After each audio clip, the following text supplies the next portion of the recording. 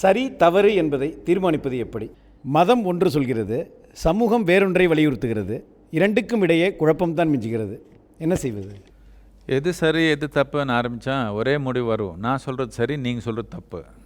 அவ்வளோதான் ஆகும் எல்லா வீட்டில் சமூகத்தில் நாட்டில் உலகத்தில் இதுதான் நடக்குது. அதனால் எது சரி எது சரி எது தப்புன்னு பார்க்க தேவையில்லை. நம்ம ஏதோ ஒன்று செய்யணுன்னா இது எல்லாருக்கும் நன்மையா இல்லையா, அவ்வளோதான். சரி தப்பு என்னத்துக்கு உங்களுக்கு?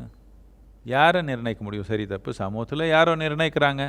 அவருக்கு பிடிச்சது அவர் சரின்னு சொல்கிறாங்க, இன்னொருத்தருக்கு பிடிச்சது அவர் அது சரின்னு சொல்கிறாங்க. முடிவே இல்லை அதுக்கு. இந்த தலைமுறை சொல்கிறது அடுத்த தலைமுறைக்கு பிடிக்காது. இவர் இதுதான் சரின்னு சொல்கிறாங்க, அவர் அதுதான் சரின்னு சொல்கிறாங்க. இது சரி அது தப்புன்னு உருவாக்குனீங்கன்னா சண்டை தான். முழு சமூகம் வெறும் சண்டை தான் நடக்கும், வேற ஒன்றும் நடக்காது. அதனால் சரி தப்பு பார்க்காம நாம் ஒரு பொறுப்பான மனிதன் உருவாக்கணும். சரியான மனிதன் நமக்கு வேண்டாம். பொறுப்பான அன்பான ஆனந்தமான மனிதன் உருவாக்குனீங்கன்னா நீங்கள் அன்பாக இருக்கிறப்போ என்ன பண்ணுறீங்க? இன்னொருத்தருக்கு எது நல்லதோ அது பண்ணுவீங்க. அந்த நோக்கத்தில் நீங்கள் இருக்கிறப்போ தப்பே பண்ணுங்க, பரவாயில்ல.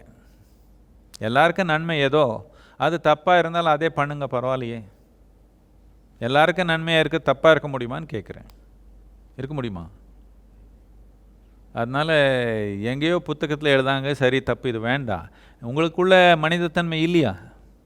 மனிதத்தன்மைன்றது துடிப்பில் வச்சுருந்தீங்கன்னா இதெல்லாம் வராது. மனிதத்தன்மை அழிச்சிட்டோம். வெறும் மனத்து இந்த வலையிலேயே இருக்குது எல்லாமே. இப்படி இருக்கிறப்போ சரி தப்பு நினச்சி எல்லாம் பண்ணிக்கிறதா நம்ம சௌரியத்துக்கு. என்ன சரி தப்பு சொன்னாலும் அவர் சௌரியத்துக்கு அப்படி அட்ஜஸ்ட் பண்ணிக்கிறாங்களா இல்லை? எல்லாருமே என்ன பண்ணிக்கணுமோ பண்ணிக்கிறாங்களா இல்லையா?